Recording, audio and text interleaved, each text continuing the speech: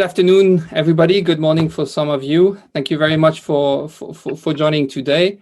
I'm Nicholas Julie. I'm a board member here at the OESO Foundation. And this is the session number 9 of the OESO-SEMPIRE Virtual Education Channel. Today, it will take place, it will be led from the IMM in Paris, the Institut Mutualiste Montsouris in Paris, hosted by Stéphane Bonnet and Brice Gaillet. Today, we have 58 participants that are registered from 27 countries, and we'll let them in as everyone joins, but I think we should get started. I'll hand it over to Robert to take over from here. Thank you, Nicolas. Glad to see you on the screen after your son on the preceding sessions. Briefly, I wanted to tell you certain remarks before beginning this session. I should say 1 full year of lockdown, a difficult year to conceive projects, and an even more challenging period to carry them out. 1 year now that OESO has been aware of the obvious risks of organizing the 16th World Conference under these conditions.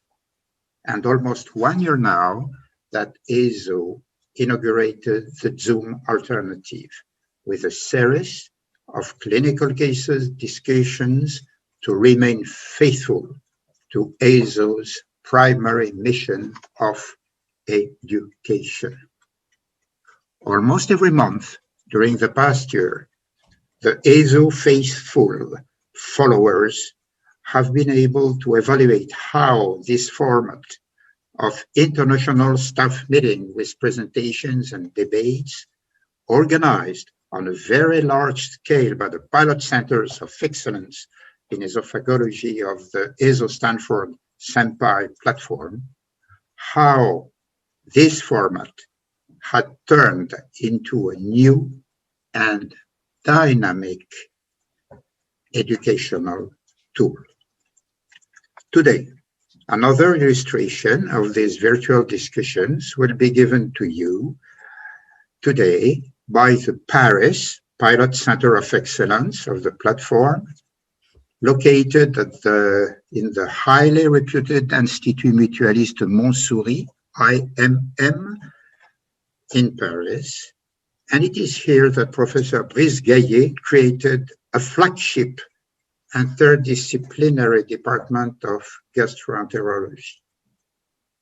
Brice Gaillet, la suivante, has been a long time active member of OESO. He chaired our 13th, many of you will remember this, our 13th World Conference held in 2012 at the headquarters center of UNESCO in Paris.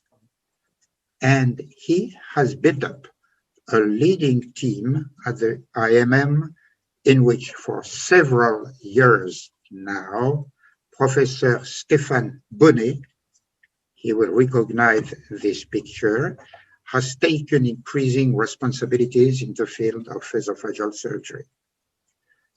Brice Gaillet and Stéphane Bonnet are the ones who created the Paris Pilot Centers on the OESO-SEMPIRE platform. Can you show this platform just to show the number of pilot centers scattered in the 5 parts of the world, including Asia with 6 pilot centers in China and 1 in Japan.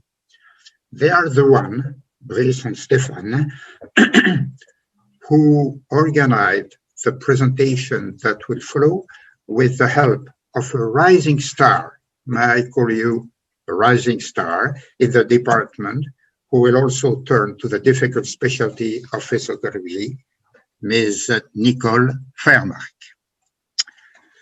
This case of achalasia is complicated, and as usual, it will stimulate lively discussion, which will certainly contribute to a valuable educational process. First, because of difficult problems of diagnosis, and also because of those posed by the best choice of therapeutic modalities.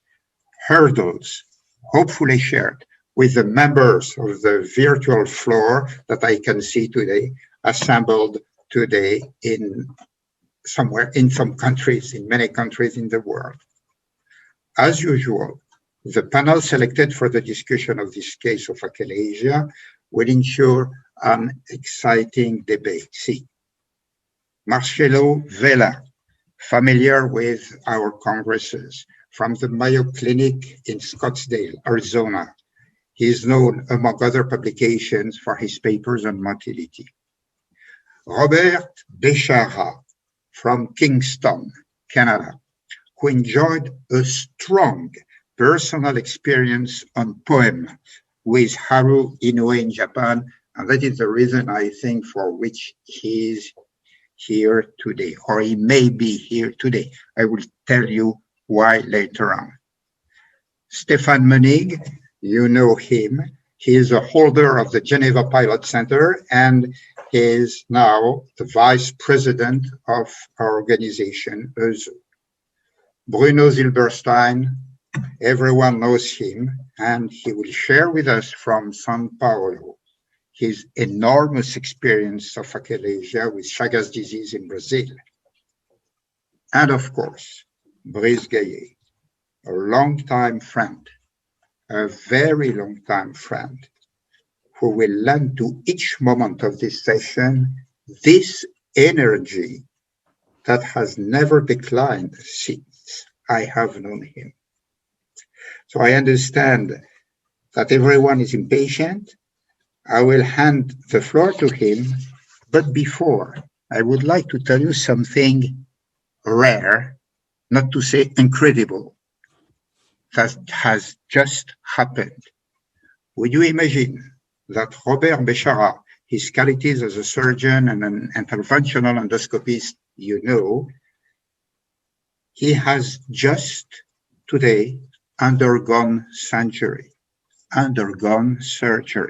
for something quite outside our specialty. He is currently in the recovery room, and he wants to try to contribute also to our discussion. That is OESO. I hand over to Brice Gaillet. Please go on. Well, thank you, Robert, for this introduction. I think we should begin directly, and I will let Stéphane and Nicole presenting the case and some data. And you will see the diagnostic is not so clear, Robert. I am afraid not so clear. Maybe Stéphane or Nicole? First of all, I would like to thank Professor Robert Julie for organizing this OESO-SEMPIRE virtual educational channel session number 9. And I would also like to thank the panelists who agreed to participate in this debate, and of course, all the participants. Let me briefly introduce our institute. The Institut Mutualiste Montsouris. It's a 20-year-old hospital which has nearly 500 beds with predominant surgical activity. It depends on the Paris Descartes University, now called the University of Paris. And as you can see on this map, it's located in the south of Paris, our so beautiful city, I'm sure you agree. We share our department with a gastroenterologist. It's a team of 6 doctors. Our ward are 30 beds, and we have 2 to 3 operative rooms each day, and apart 1 operative room dedicated to outpatient surgery several times a week. Our team is divided into 4 subspecialized areas, mainly dedicated to oncological and metabolic surgery. HPB surgery with Professor Olivier Soubrane, our new boss, Professor Brice Gaillet, and Dr. Écoline Trébillon. Upper GI surgery with Professor Brice Gaillet, Dr. Jean-Marc Ferraz, and me. Colorectal surgery with Dr. Christine Denet and Dr. Anaïs Laforez. And bariatric surgery with Guillaume Pourchet and Dr. Jean-Marc Ferraz. I just want to conclude this brief portrait by insisting on the fact that our real specificity remains minimally invasive surgery, whether it is HPB, upper GI, colorectal, or even bariatric surgery. Currently, more than 90% of our activity is carried out by laparoscopy.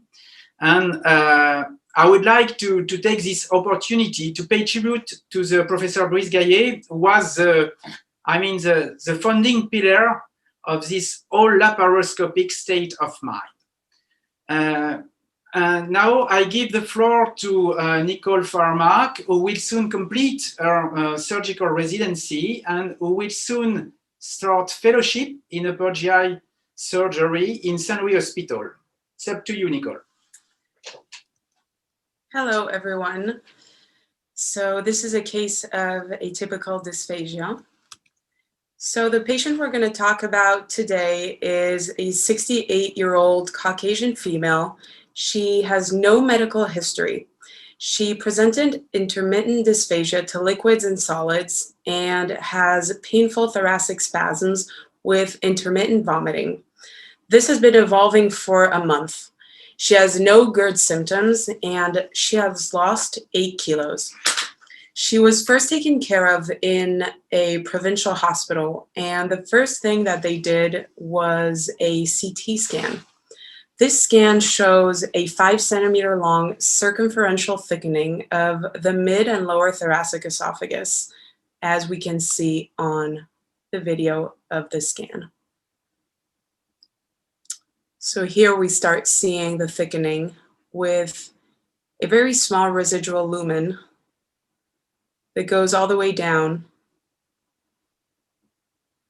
until the hiatus.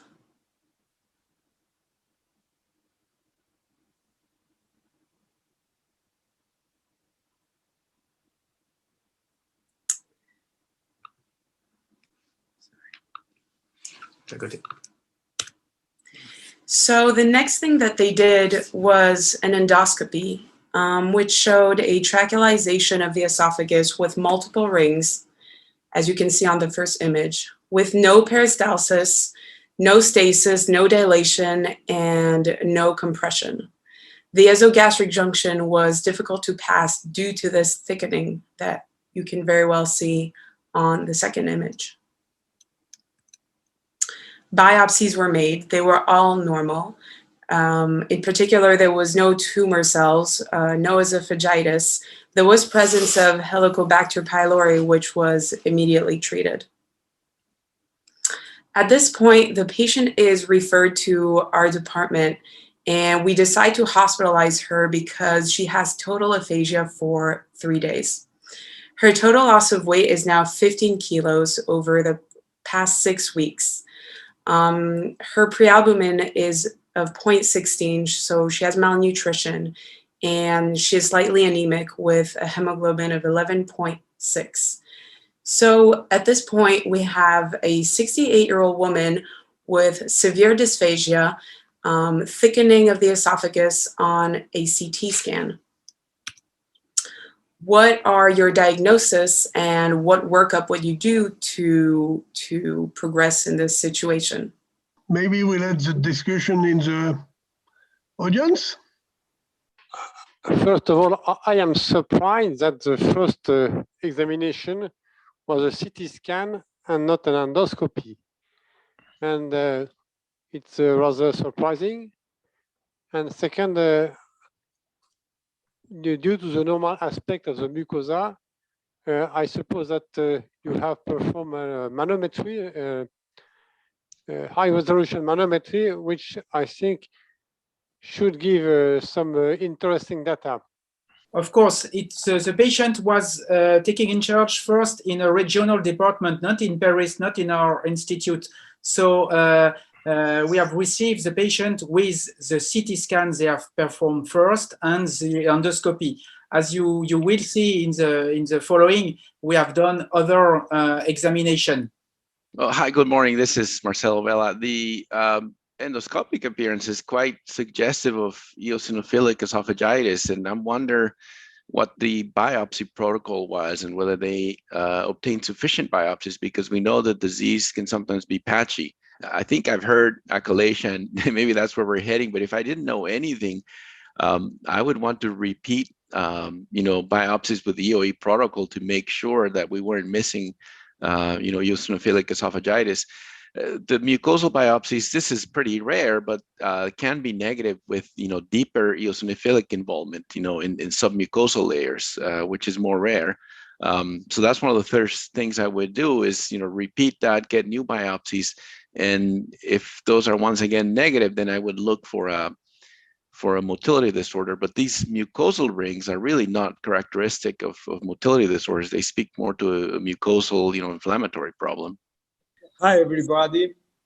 I'd like to say that we perform always when we have a dysphagia. The first exam is a cineradiologic screening. I would make a dynamic radiologic screening, not CT, and I would see how the the esophagus move on. It looks like, for me, I never saw a thickness, even in achalasia, and in high-grade achalasia, I didn't see so thickness of the muscle, of the esophageal muscle. But I think that a radiologic examination, a dynamic radiologic examination, will improve a lot our diagnosis and see if it's not not an achalasia, but something, a motor disorder. Maybe to be honest, we really were fearing that it was a tumor or something else, and especially, I agree with you, something like eosinophilic esophagus. So we do some new biopsies clear, but really we think it was not usual to see such a thickness, and a patient with aphasia. She was unable to eat. That's very rare for a motor disorder. So, Nicole, let's see. But we have the same fear.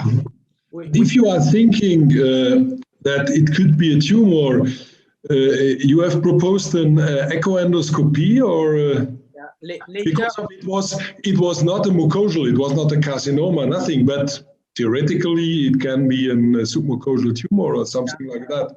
We just wanted to show you that we received the patient only with these two examination, endoscopy and CT scan, and you will see we have done other examination. So, Nicole, go on. So obviously the first diagnosis that we thought of was a neoplastic, the first one we thought of was a neoplastic origin. The second was an esophageal motility disorder. And then third and fourth, which were really in second line and we quickly eliminated, were infectious causes of achalasia and or autoimmune, such as scleroderma or even diabetes. So we discussed to explore a neoplastic origin, we discussed doing an endoscopic ultrasound and obviously doing deeper macro biopsies. We discussed doing a PET scan and measuring tumor markers. To explore a motility disorder, we discussed doing a barium esophagram and doing a high resolution manometry. So the first thing that we did is we did repeat the CT scan and the endoscopy. It again revealed no additional information. So the next thing that we did was an endoscopic ultrasound, which showed, as we can see, a thickening and fusion of wall layers from 36 to 39 centimeters from the dental arcade. It also showed a pseudo-diverticalization of the lower thoracic esophagus. And again, the series of biopsies that were made and that were deep were negative. We then did a PET scan. Sorry, we don't have the images, but that showed a 12 centimeter long esophageal fixation with a max SUV of 15.6 There was no other abnormal fixation or lesion. Tumor markers were normal. So at this point, we've theoretically ruled out a neoplastic origin, and we moved on to our second hypothesis, which was a motility disorder. And we performed a high resolution manometry. So as we can see here, so there was 0 propulsive peristalsis in the body of the esophagus. There was also a very elevated resting lower esophageal sphincter pressure and impaired relaxation. On the second slide of results, we look at the Chicago classification, and we see that there is 100% of absent peristalsis, but there is 100% of panesophageal pressurization. And this is all compatible with a type 2 achalasia, with which our patient was diagnosed with the particularity of having an important thickening of the esophagus on imaging. And her Eckhart score at this point is 10 out of 12 because of loss of weight, dysphagia, thoracic pain, and surprisingly very little regurgitations. So we, obviously it was a little bit difficult to get to this diagnosis, and there was a lot of discussions. So we looked a little bit at the literature regarding diagnostic difficulties in these situations. And so we found a few interesting articles. So this one published in 2017, about 333 newly diagnosed patients with achalasia. 18 out of them wound up having an underlying malignant cause and wound up having a pseudoachalasia. So in this article, risk factors for potential malignancy-associated pseudoachalasia was age, above 55, duration of symptoms rather short, so less than 12 months, weight loss over 10 kilos, which is something that we found here, and difficulty passing through the esogastric junction. This second article, which is a little bit older because it was published in '94, analyzed 208 patients, out of which 5 wound up having pseudoachalasia, found the same risk factors for malignancy-associated pseudoachalasia.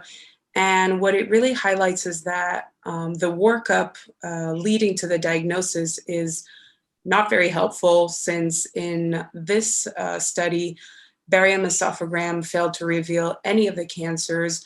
Endoscopic biopsies diagnosed only 2 out of 5 patients. CT scan was of little help, and so was manometric findings.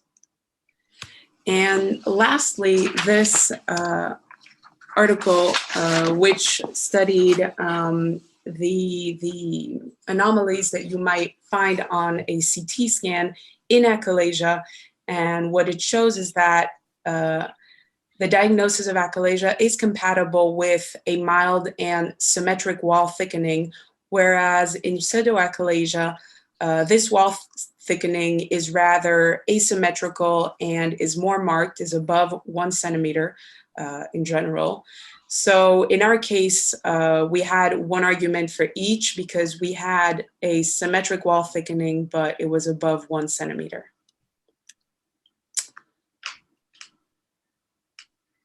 So there was multiple multidisciplinary board discussions about this patient and how we should treat her. We first decided to renourish her with a nasogastric tube, and we decided to administer a Botox injection in the same time as she is having an endoscopy. We thought it would be a good diagnostic and therapeutic test. So there was a slight beneficial effect with reduction of pain, and initially she was able to eat again with, however, a few blockages and a few regurgitations. We decided at this point, in light of the atypical patient file and the atypical outcome, to perform an additional reevaluation CT scan, and decided to do it with a barium swallow because we had not had one since the beginning and we didn't have a dynamic imaging since the beginning. So we can see the scan on this video with the barium. So what we see here is what we feel is a corkscrew aspect of the esophagus, since we see the barium turning with spirals. It might not be as typical as these images published in the New England Journal of Medicine in April 2020, but we feel that it might have been something similar. Can I ask a couple of questions? Yeah. So during your manometry, there was only, I think, one picture, but you described both pan-esophageal pressurization as well as premature contractions.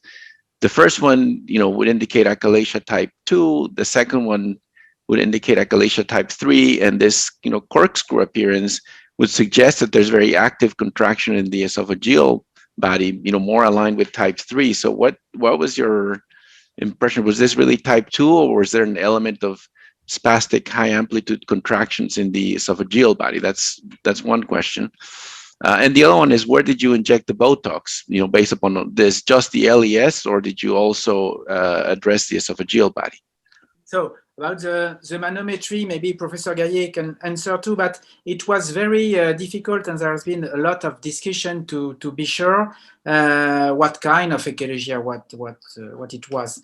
We retained the second type, but we weren't very sure because, as you say, there are items relative to type 3 and type 2. Our specialist told us that it was probably a type 2.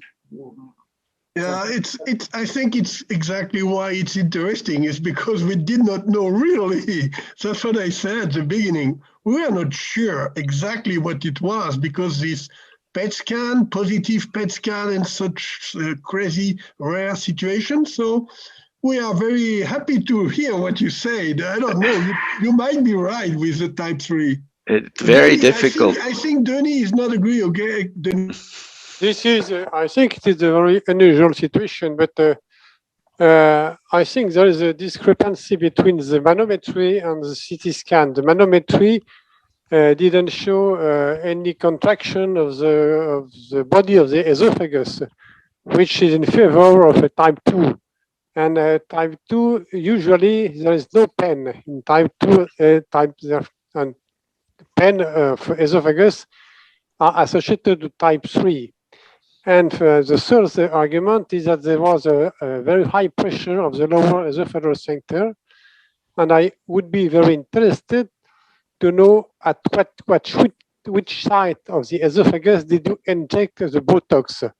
Did the Botox was injected in the body of the esophagus or in the lower esophageal sphincter?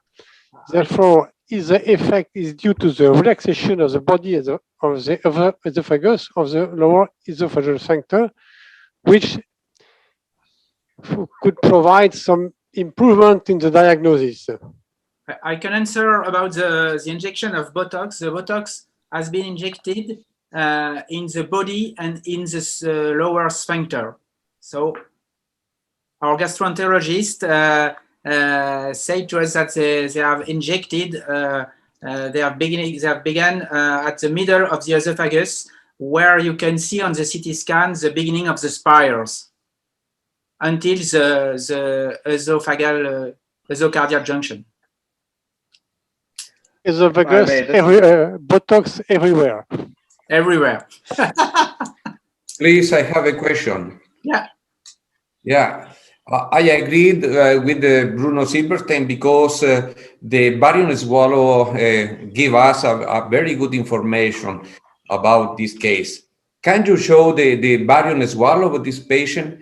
Because we can know very well how long is the potential myotomy by open or endoscopic.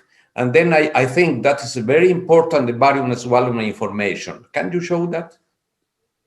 So the patient did not have a barium swallow. We only have the scan that we showed.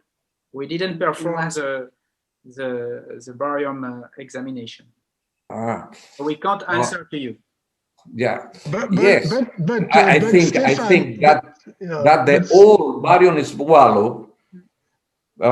Sorry that in that time more of the radiologists of gastroenterologists, they don't require barium swallow, but I think that this all examination is very important, especially for this kind of patients. Yeah, we noticed the advice of Italo and Bruno. I think you're right. We don't do it. Probably we were wrong. It's true that when we have very difficult case for benign disease like some complication of reflux of phonoplication, we do always barium swallow. I think it's give a lot of good information. I agree, but we did not did it. So that's a real life. It's a real life. We don't invent anything. Yes, greetings from Boston. So let me just opine a little bit. So in terms of manometry, when you see these pan pressurizations, let me first explain what a spiral esophagus means. It means that there's a longitudinal muscle contraction with esophageal shortening, and it's bringing the esophagus up. So one of the issues with a longitudinal muscle contraction, which of course is not measured by a circumferential manometric probe, is then if it causes a single pressure cavity, then you'll see this equal pressure with almost a shattering if you were to look at the actual tracing rather than the three-dimensional tracing. So it's very important to look at the actual tracing to see whether the actual pressure waves are truly identical. That is the evidence of a single cavity. Sometimes what will happen during the twisting is that the spiral will then march down. When that happens, you get what looks like multiple contraction waves, where the subsequent wave, because of volume pressure characteristics, will make the subsequent pressures look even greater and greater. That's often misread as a peristaltic wave on a temperature gradient, because it'll look like as the spiral is going down, it's pushing in subsequent pressure waves. A first wave and the second wave looks bigger, and the third wave looks even bigger as you go distally. So why are we getting longitudinal muscle contractions and equal pressurization? So if there is truly no peristalsis, and if there is truly actually LES response is another thing. The high pressure versus low pressure does not define achalasia, only the fact that it does not respond. From our mouse models, genetic nitric oxide knockout models that we made about several decades ago, we find out that with the deletion of nitric response, you also don't get a rebound contraction. So as you're looking at the rebound contraction on manometry, do take a careful look to see if you lost the rebound contraction. Often in the situation when you get a spiral corkscrewing, because of the longitudinal muscle shortening of the esophagus, your probe will look like your LES responded by relaxation. That is only because the catheter stayed there and the diaphragm and the LES complex moved up. So artifactually, it'll look like an LES response. What is atypical here is that the lumen of the esophagus on endoscopy looks like trachealization. This is why the other commenters have opined on the possibility of EOE. EOE and that trachealization is sometimes what we call felinization, is actually largely mucosal, very superficial.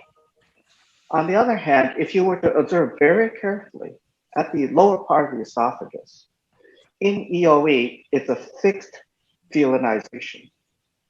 But sometimes when the longitudinal muscle comes up and down small, not to the extent of getting a spiral, but just a small amount, you will get what looks like felinization, which after plenty of insufflation will go away.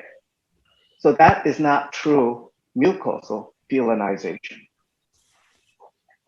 But what I didn't see on the endoscopy is a careful retroflexed view of the cardia. Very important because, as you can imagine, high on this differential was still cancer, as you mentioned, or infiltrated diseases, including lymphoid tissues, or even, I guess, eosinophilic esophagitis is infiltrated. Any kind of tumors could be there, even sarcoidosis.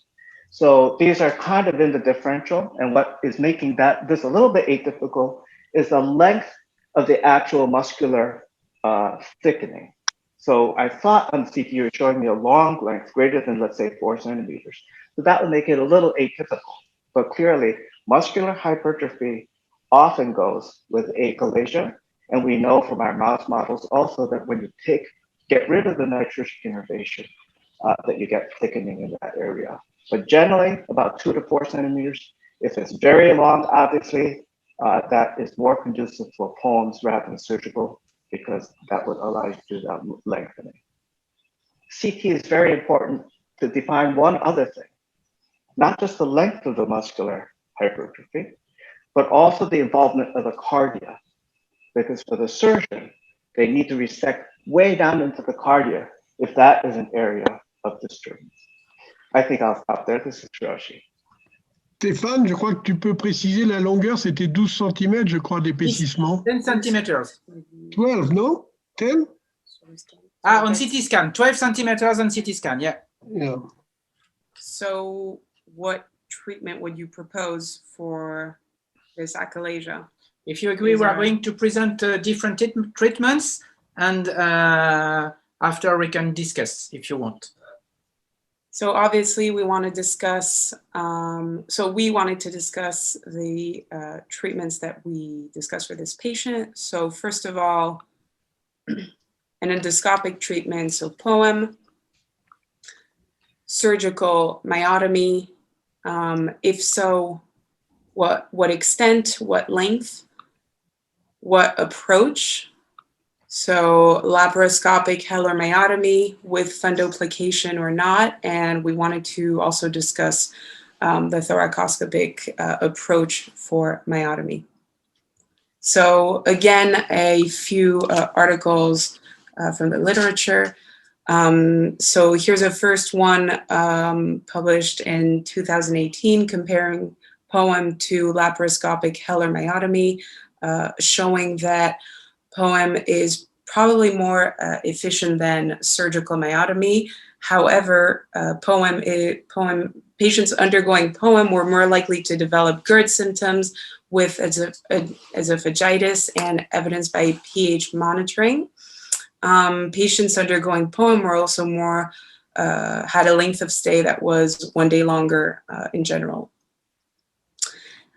Another interesting study comparing success rates between laparoscopic and endoscopic myotomy according to achalasia types. So POEM seemed to be more effective than surgical myotomy for both types 1 and 3.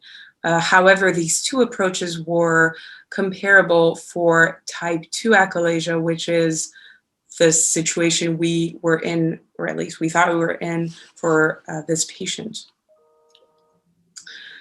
Next, we looked at literature regarding fundoplication. So there is abundant literature about this subject. So just a few interesting articles. So a first one just comparing hilar myotomy alone and hilar myotomy with a partial anterior door fundoplication. This was a follow-up of a randomized controlled trial, and this showed that long-term outcomes were comparable either for hilar alone and for hilar plus door. a second randomized trial of a study comparing Nissen 360 fundoplication versus anterior door fundoplication. These two approaches achieved similar success. However, Nissen was more often responsible for dysphagia, and door patients undergoing door had more often reflux symptoms long-term. Then we look to compare anterior door to posterior tupe fundoplication, which seemed to be the right balance in the end, because tupe seemed to be superior to door fundoplication in terms of length of hospital stay, quality of life following surgical myotomy. However, they were comparable for other variables such as postoperative reflux, dysphagia, and complication rates. And then a last article which simply asked to wrap or not to wrap, which included patients who had simply a reconstitution of the angle of His and patients who had anterior or posterior fundoplication, and they conclude that an anti-reflux procedure did not alter the reflux status after myotomy, and neither was it associated with postoperative dysphagia. So then we looked at literature regarding the length of the myotomy. So we know that the length of the lower esophageal sphincter never exceeds 4 to 5 centimeters. In our case, our patient had a lengthy thickening of the esophagus. When looking at the literature, we did not really find anything regarding the length of the myotomy on the thoracic side. We did find this one interesting article on the extent of the myotomy on the gastric side. There were 3 groups of patients according to length of gastric myotomy. The first one under 1.5 centimeters, the third one above 2.5, and group 2 was in between, so from 1.5 to 2.5 centimeter long myotomy. Group 1 patient, so myotomy inferior to 1.5 centimeters, seemed insufficient because they had significantly more dysphagia and recurrent achalasia. Patients from group 3 had significantly more postoperative GERD symptoms, and for them, group 2 provided a good balance between relief of dysphagia and development of postoperative GERD symptoms. And lastly, we looked at literature regarding the approach, so thoracoscopic and laparoscopic. The quality of literature regarding this subject is fairly low and involves a fairly small number of patients. However, most of studies conclude that laparoscopic myotomy is probably superior to the thoracoscopic myotomy in terms of long-term outcomes, patient satisfaction, and are comparable in terms of morbidity. And almost always laparoscopic approach has a better operative time and a better length of stay. So maybe before we wanted to discuss, there are commentaries or reflections about what do you think about that? Well, I think the question to do an endoscopic approach or a myotomy surgically, this question is discussed very controversially, and there are, I think for type 2 achalasia, probably the surgical approach is better. The second question is which kind of fundoplication, because of this is the advantage of the possibility of a surgical approach and not endoscopic approach, because of the reflux is higher after POEM in the different trials. And so I would do a door in this case. And the second question is do it thoracoscopically or laparoscopically. Normally, it is, for me, very clear it's a laparoscopic approach. But in this special case, with a very long changement of the esophagus, it's a discussion, the thoracoscopy. I would probably have done laparoscopic robotic assisted case with a very long myotomy, and this is possible from the abdominal approach, and then the door. Yeah, thank you very much. To try to answer to your question, fundoplication is only when you do a LR myotomy, so that by an abdominal approach. As you will see, we have decided to do thoracic approach. When we do LR myotomy, we don't perform fundoplication.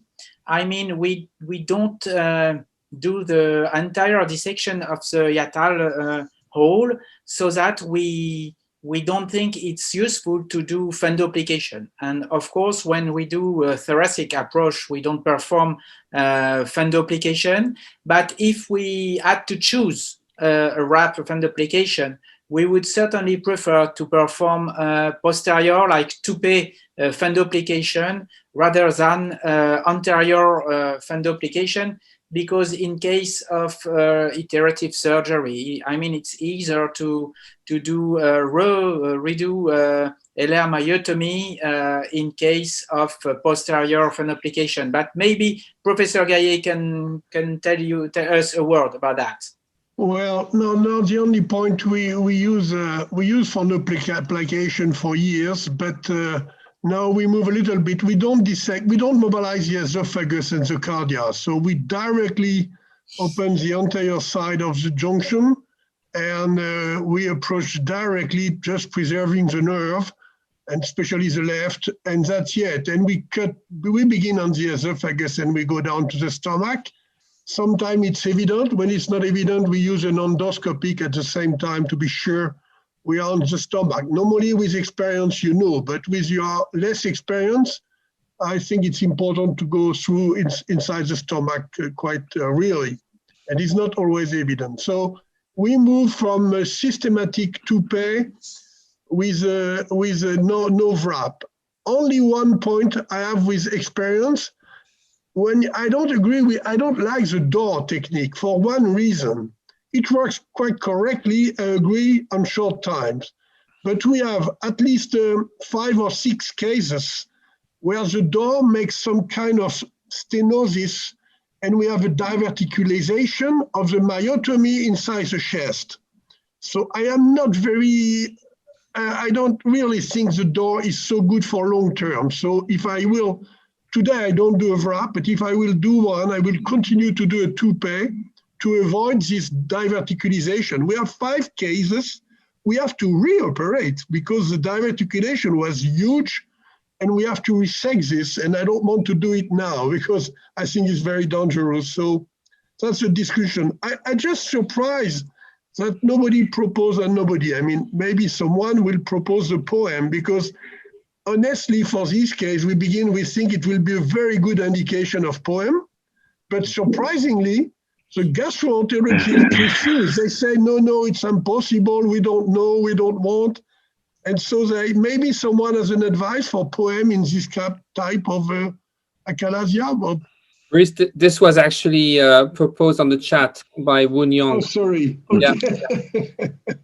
Okay. So if I may make a comment, we've been talking about response to achalasia type 2, but this is a very difficult case, and it's to me not quite clear that this is achalasia type 2. The patient has a lot of chest pain. We have a thick, muscle segment extending several centimeters up, into the mid esophagus. This corkscrew appearance. So it may be type 2 with some features of type 3. It's very difficult to get a clear diagnosis, but I think in planning the treatment, I wouldn't approach it from the angle as to what is the response to type 2. I think we have to deal with this hypercontractile, muscle segment in the esophageal body, which is more, the perspective of what are the best treatments for type 3. And from that perspective, I think POEM is a very good option. In fact, outcomes are superior, and POEM has become the dominant approach for type 2. This is supported in AGA guidelines, ISDE guidelines, ACG guidelines. So the field has moved towards POEM, for that type 3, and I would have strongly considered a POEM for this patient. It was our first option. It was our first idea. But as I said, Professor Gaillet, our endoscopy say no, it's not possible. It's dangerous. So that we have decided to perform surgery. If I may, this is Hiroshi from Boston. So I wanted to reiterate what Marcelo was bringing up here. So let me first make both an anatomic and a physiological argument. I was getting into the kind of the finesse in terms of what caused that, what looks like spiral, movement and this pan pressurization, sometimes with very big pressures when you get this longitudinal muscle contraction and the pan pressurization, which can sometimes be quite large in amplitude, only because it's just a volume and pressure situation when you contract together with a longitudinal muscle, has a common cavity effect and then create these huge pressures. So I have to agree that these kind of classifications that we routinely make as type 1, type 2, type 3 is disregarding these different episodes that you have, whether you have this pan pressurization truly, segmental pressurization, etc. Those have to be distinguished.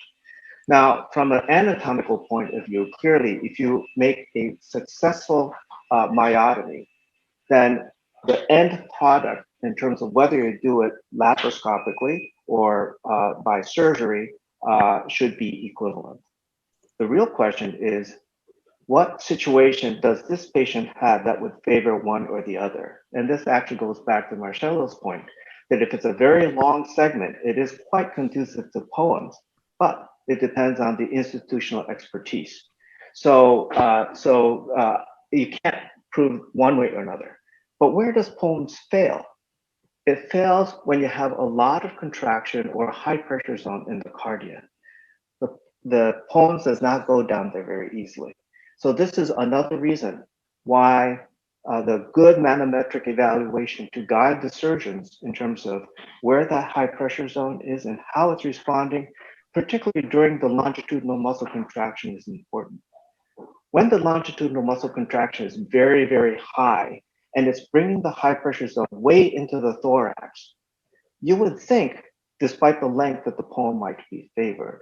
But unfortunately, there's a lot of anatomic destruction when that longitudinal muscle is creating the high pressure zone way up into the thorax, which may favor, and again, there's no prospective study to support what I'm saying, but I'm just saying physiologically, it may favor some kind of pexy that will allow the reconstitution of or keeping the high pressure zone in its proper place. So this is why a manometry showing a rapid migration during the spiral effect that you're getting and its position way up into the thorax would argue an anatomic correction by surgery. This is Hiroshi talking. Okay, Stéphane, let's go. Maybe just before we move on, yes, sure. It would be interesting. There's a lot of activity on the chat, and maybe if George or Woon Young want to chip in, that would be quite interesting. Just to comment on what they've said on the chat. Hu Young proposed the idea of getting biopsies of the muscle to explore the possibility that there may be underlying eosinophilic myositis. And I think that's a very good idea because that will help us theoretically in the long-term management after whatever we decide to do with this patient, surgery versus endoscopic management of this extensive disease. Because obviously that may not be taken care of by any kind of surgical approach. And as such, it may be important for us to continue management medically in the long run. I think we will see it. I think we find something to do the myotomy correctly. So that's what one of the idea of this proposition of this patient. Yeah. So we had a new board discussion 1 month after the Botox injection. The situation was pretty similar to prior the administration of the treatment. She still had a lot of difficulty eating, and so we decided to perform a surgical myotomy by thoracoscopic approach in prone position and a 10-centimeter long myotomy. Nicole, you should precise that our first position was really to do a poem. If the gastroenterologists accept, we will do that first. Anyway, I mean, at least we do that only. That's now we have to change our mind. For sure. So to illustrate this, we have a video of the surgery. So just before, I think Professor Gaillet will comment a little bit this movie, but I just want to tell you a few information. The patient is placed on prone position with the right arm above the head to ensure access to the right thorax. We use simple lumen endotracheal intubation. It means no double lumen, no blocker inserted into the tube to block the right main bronchus. And for additional lung collapse, we use insufflation with CO2 up to a pressure of 8 to 10 millimeter. And the right chest cavity is entered through a 10 millimeter incision in the subscapular region. And this trachea is for the 10 millimeter 0-degree flexible scope. And we use two additional 5 millimeter ports. They are placed, the first one is placed in the around the 5th intercostal posteriorly along the same axis as the previously placed port. And another one, 5 millimeter port, is placed lower and anteriorly. And first, we assess the macroscopic appearance of the esophagus. So, Professor Gaillet, if you want to comment a little this movie. Yeah, I think you should also precise that before we place the patient prone, we place the endoscope in the mouth and especially in the upper esophagus, because it's difficult to place when you are in the prone position. So our first approach is to find the crux of the diaphragm to go in the abdomen, but posterior to the esophagus. So we just dissect the posterior aspect and we go on both sides to be sure, because we have not so many experience of this type of myotomy. Normally, we preserve this prone position for recurrence after an anterior myotomy. We do a normal short myotomy by the thoracic approach in a prone position, especially when you have a valve. Now you don't see, I'm sorry, we don't have the record the opening, but as you see, we don't place anything inside the esophagus. No tube, no fauché, nothing, just free. We should let the mucosa when we cut the muscle, we don't want the mucosa to be blocked by a tube. So we place nothing in the esophagus. The endoscope is on the chest, on the neck, sorry. And as you see, we use a lot of bipara.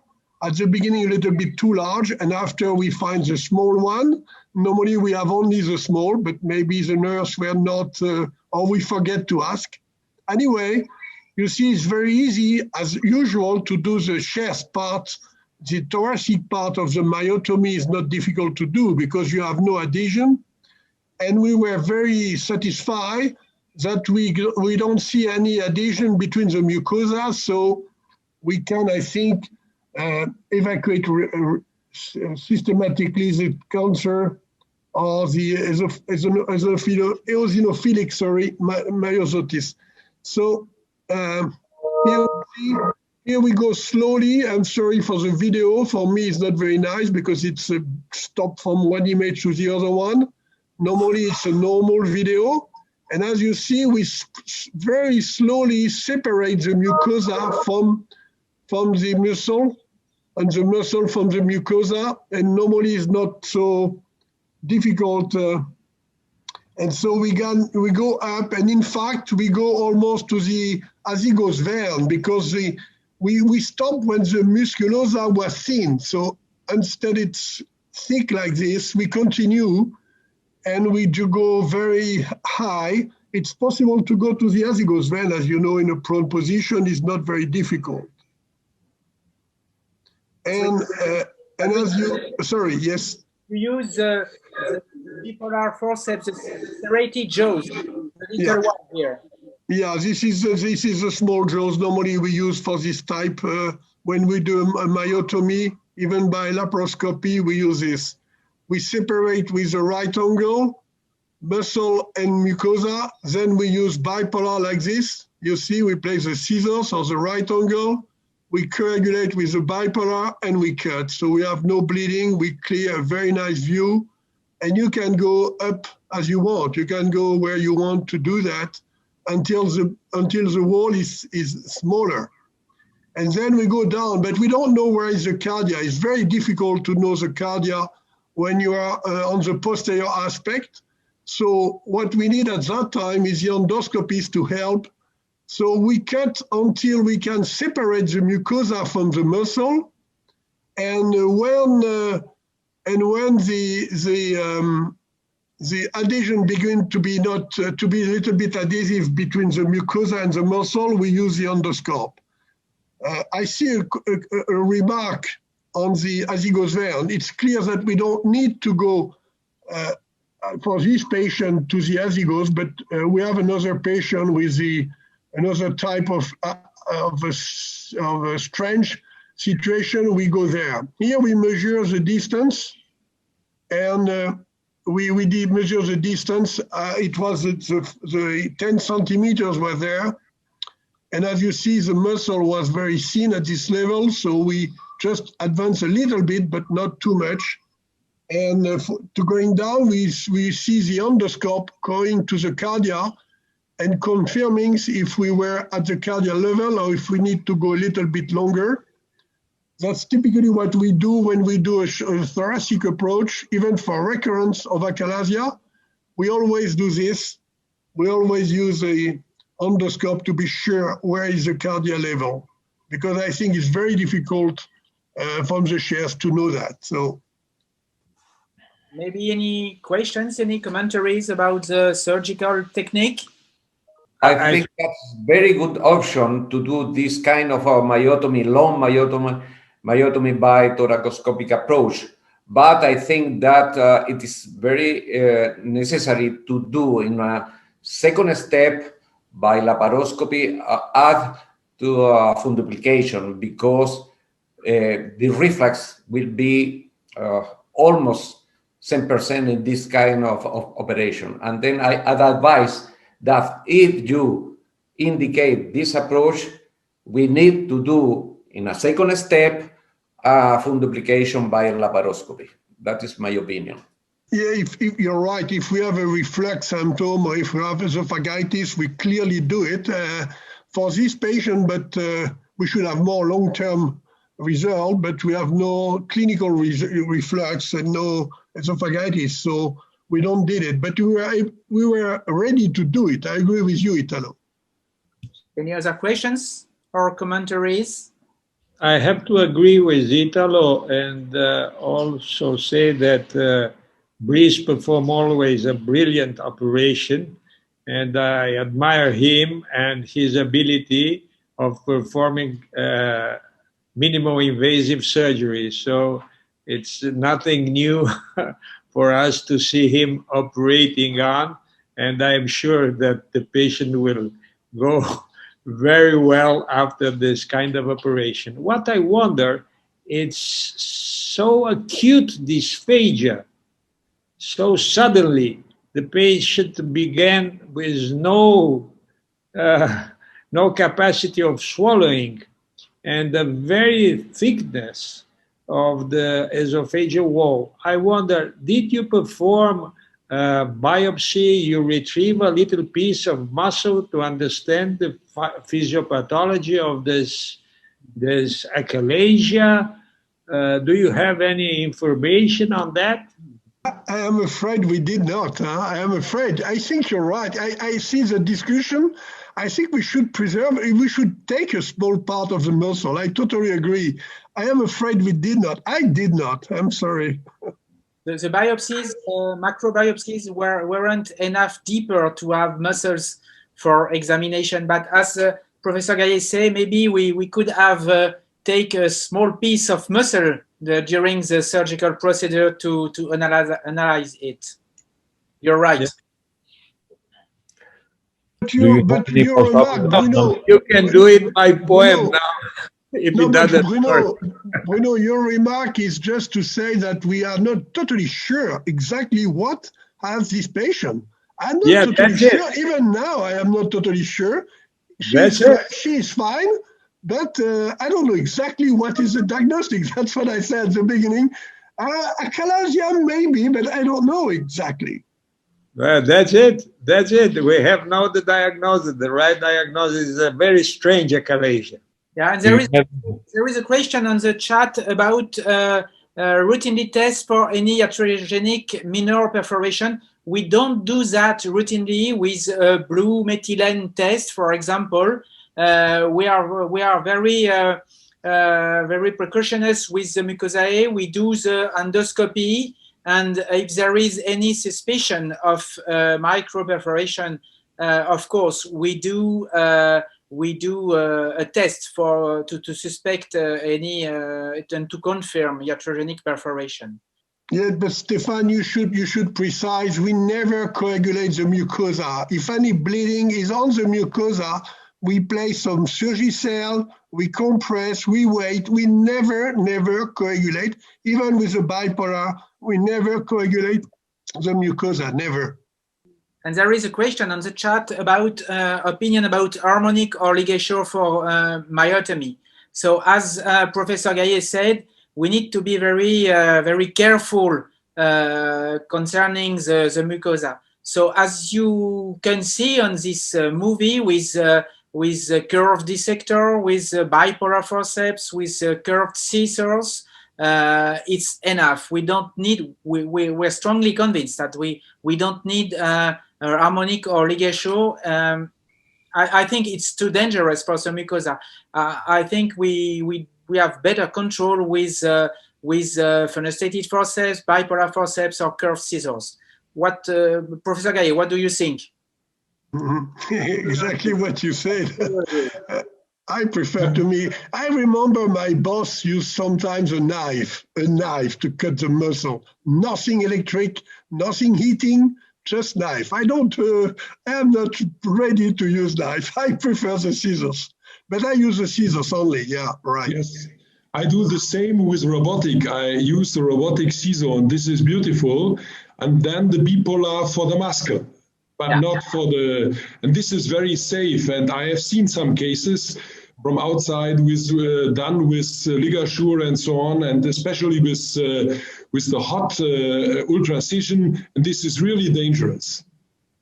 Stefan, I have to agree with you. We perform it also by robotic or by laparoscopy, but we do by transmediastinal way.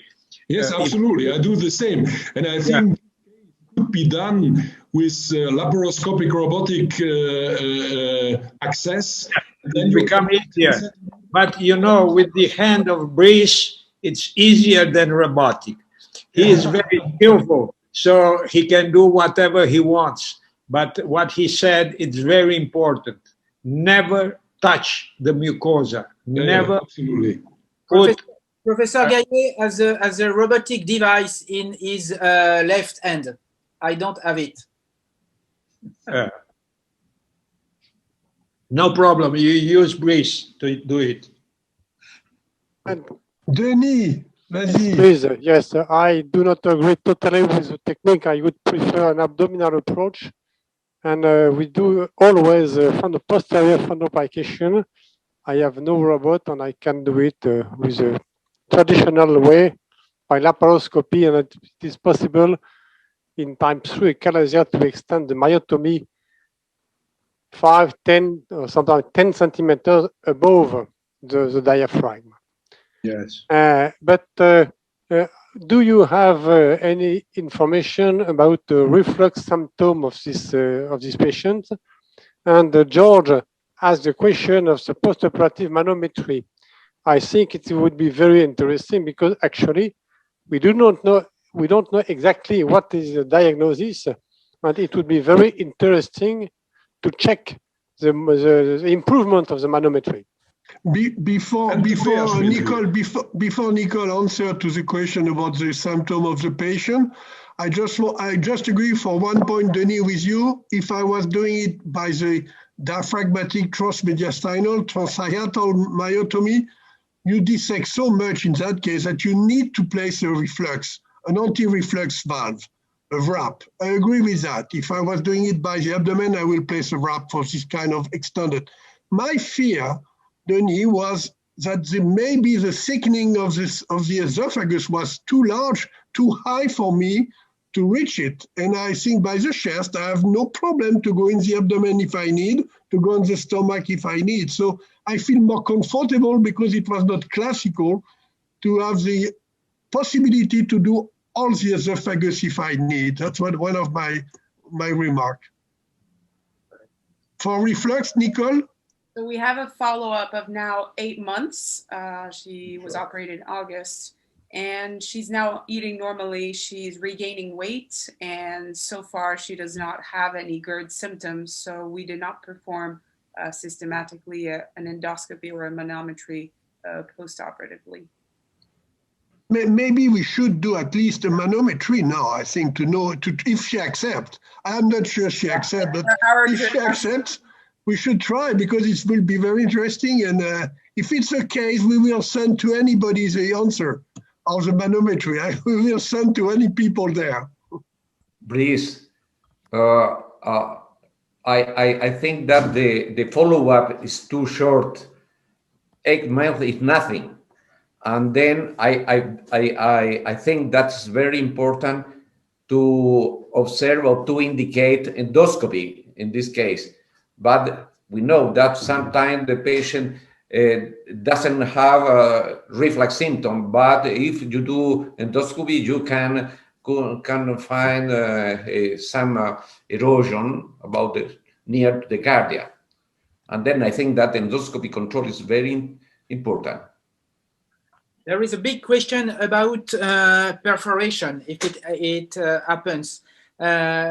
As we are in thoracic approach, if there is a perforation, first we repair it. We use a gastric tube to feed the patient, but we can't do easily fundoplication, of course, with a thoracic approach.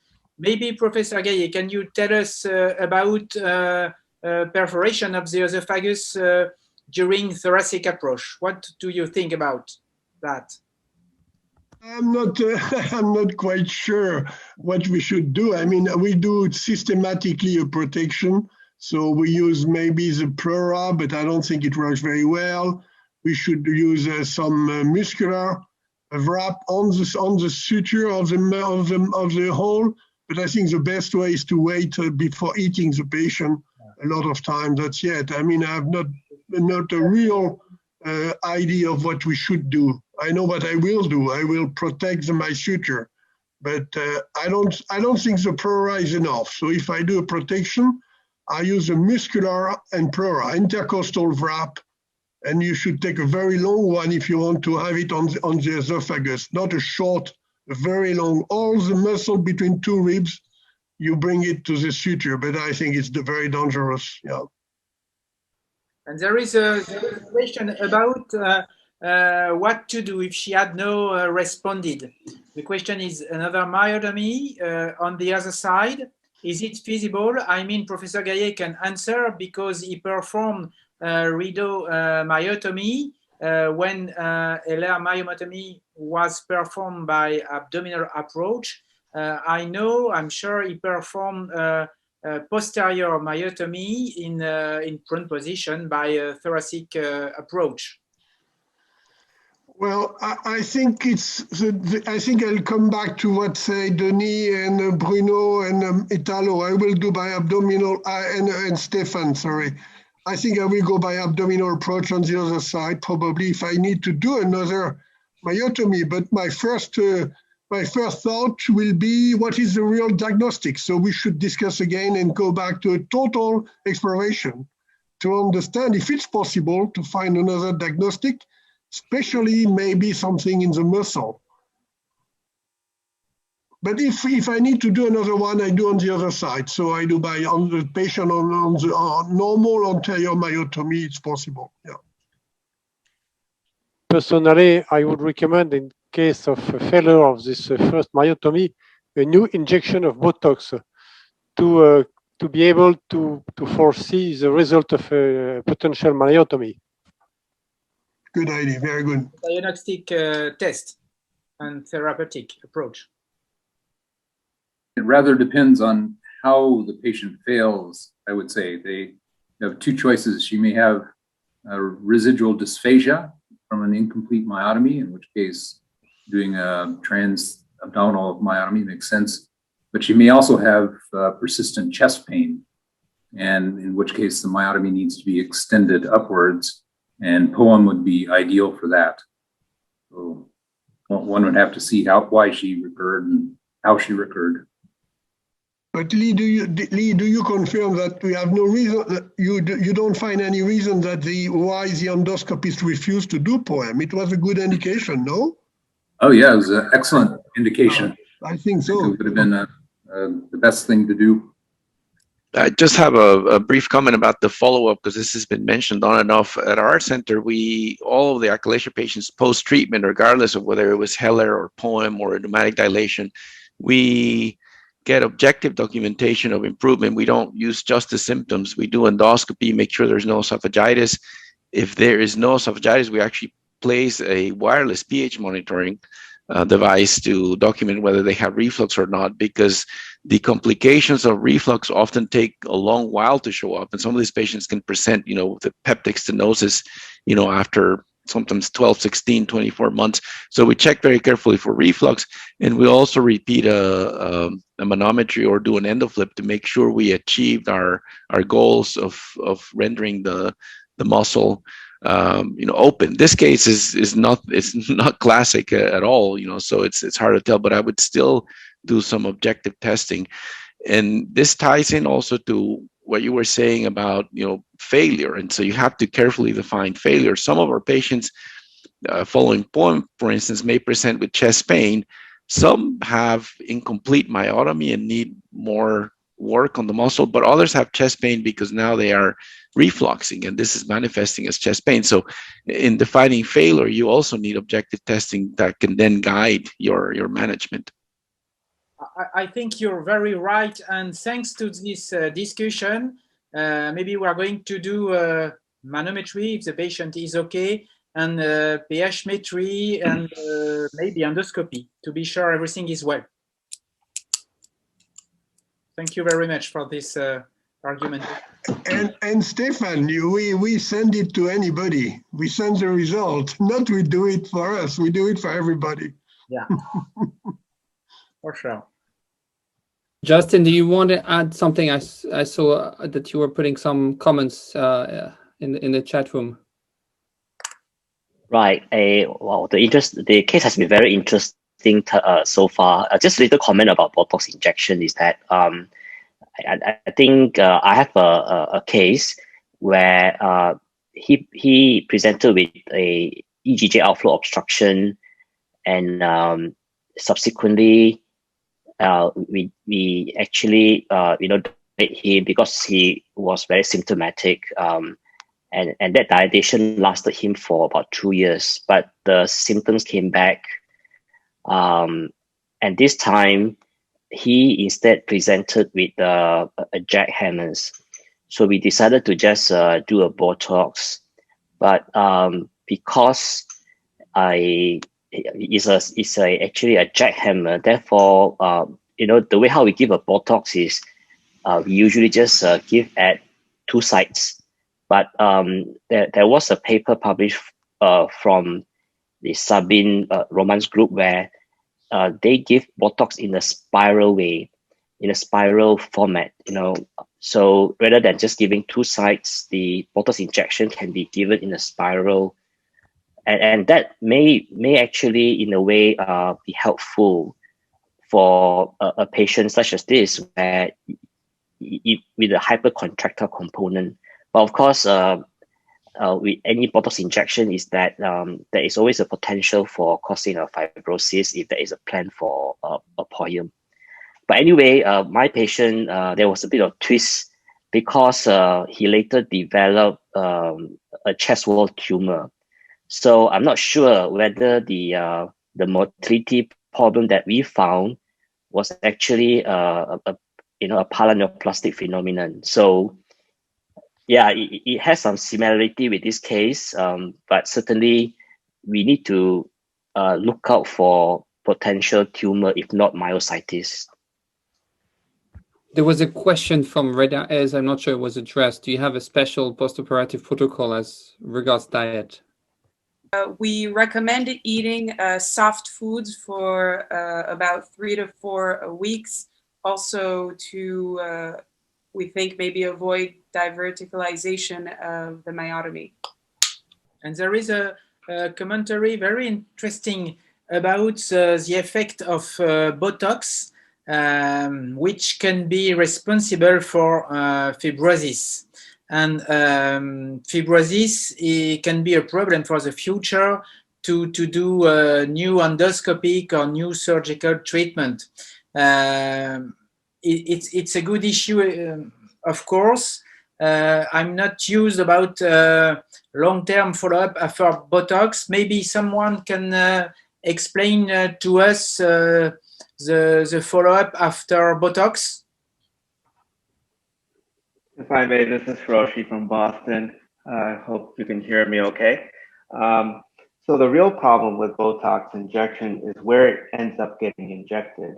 And this takes tremendous cooperation with the nurses actually injecting, because what often happens is either the Botox goes too shallow or too deep, meaning through the muscle. That would not be good. So I tell the nurses from the very start, if you don't feel resistance, lots of resistance, stop immediately. If you, as the endoscopist, see a blebbing because you went too shallow, immediately stop. Why? Because the Botox put into the submucosal space leads to tremendous fibrosis and inflammation and subsequent fibrosis. If you don't feel resistance, you went too perpendicular on your injection needle, then you're going to go straight through the muscle and go into the mediastinum. Again, not a good area to inject because, again, a lead up to fibrosis. So you should have a lot of resistance during that injection. The physiology of the spiral event that you're looking at is actually the combination of the longitudinal muscle contraction together with the semblance of a circular muscle contraction. So it is not that there's an anatomic spiral that's forming. It is actually the subsequence of a dysmotility. Therefore, anatomically, it does not make sense to try to replicate a spiral pattern. It is simply that this, and what made this atypical, of course, is that the high pressure zone is probably pretty long. It is atypical also that, that the muscularis or circular muscle involved is so long to create this. We know that lack of natriuretic innervation leads to hypertrophy. This happens in the stomach, in our mouse models of nitric oxide knockout. And this can also happen in the circular muscle of the esophagus. Generally, the circular muscle that we consider the LES is not that long, usually about 2 to 3 centimeters. So something much longer than that, does raise questions whether this is an infiltrative process or not, as raised by the panel. Nevertheless, you can't argue with success, and it seems like much of the symptoms have improved. Just a quick shout out for those who are impressed by the acuity of onset in achalasia is often that you'll see patients who even complain of many, many years of having saliva and this big mucus wet pillow in the morning. And that's how bad achalasia can be, yet remain quite asymptomatic. So that's just a shout out to the fact that people can be pretty quiescent despite a very bad motility disorder of achalasia, and why we need to make these diagnoses earlier before the total dilation of the esophagus. This is Hiroshi, I'm done talking. Thank you, Hiroshi. There is a question about the using of the cap during Botox injection. I mean, it's more dedicated to gastroenterologists. I have no commentary about that, no data about using the cap during Botox injection. Well, I'm responsible for this question. I find it very useful in focusing our attention to the muscle, as Hiroshi pointed out, and making sure that we have the right connection between the scope, the needle, and the tissue. So I find it actually very useful in kind of stabilizing everything. It's very simple. Put the cap on the scope, have a little suction, deliver your Botox, and you're done. As far as the long-term issues with the Botox, I have not seen the phenomenon, and I think that it still has a value in delivering some either diagnostic or therapeutic approach to these patients. So I think that's quite useful. I don't think we have a good amount of data to suggest that we're causing that much of a harm. I think one of the gastroenterologists in practical, they use a cap. I mean, Christos use a cap, Stefan. One of the gastroenterologists use it. So I don't know the result, but I think George explained correctly what's happened. Good, very good. So thank you everybody for being there and to explain some points, precise something. We try really to find the more information for these ladies and objective, and we try to send it to you, to everybody. Okay, so we might continue maybe to discuss directly on chat. Brice, Stefan, Nico, thank you. And Robert, do you want to say a couple words to close? Well, just a word to say that we had the good demonstration of that platform they represent in the scientific community with the scientific level provided by the original multidisciplinarity of OESO, the educational value of this series of well-chosen clinical cases, and which allow us now to remain faithful to the mission of OESO in the field of education. And in addition, as you may have seen today, since the very beginning, the bonds that have been created and continue to develop between the members of what we now call the esophageal family. I would like to express my warm thanks to Brice Gaillet and Stéphane Bonnet and Nicole Feiermark, of course, who have just offered us with a panel and panorama of the problem posed by achalasia and some of the means to solve them. And I would like to thank also Nicolas for the beautiful work as interface that he did today for us. Everything was recorded by VCube, and we will see with Hiroshi Mashimo and Walter Chan, a director of communication, how to propose these videos to the OESO members. Well, the next clinical case will be proposed next month from Milan by Professor Bonavina. He was the one who inaugurated this series of clinical cases in May last year, with a presentation that remains in the minds of those who attended this premiere. The date and time of the session will be posted on the OESO website. Let's be on hand once again for this new and interesting performance. And may I convey our wishes, our best wishes, to the one, Robert Béchara, who may be still in the recovery room after surgery that he underwent today, and he wanted also to participate in the discussion and to let us share the experience he brought from a long stay he made in Japan with Haru Inoue for the poem operation. So we wish him all the best, and he will be with us for one of the next clinical presentations.